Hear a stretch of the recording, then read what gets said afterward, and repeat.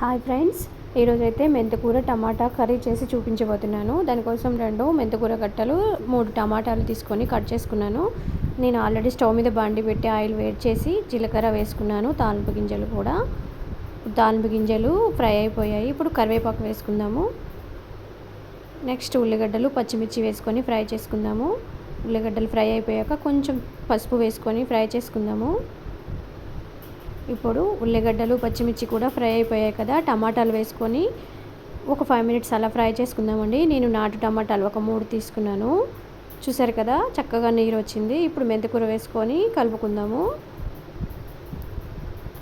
ఇలా ఒక 10 మినిట్స్ అలా మధ్య మధ్యలో కలుపుకుంటూ ఫ్రై చేసుకోవాలి.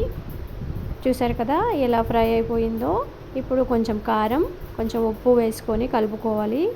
కూరకు సరిపడా ఉప్పు కారం చూసుకొని వేసుకోవాలండి, మనం తీసుకునే క్వాంటిటీని బట్టి.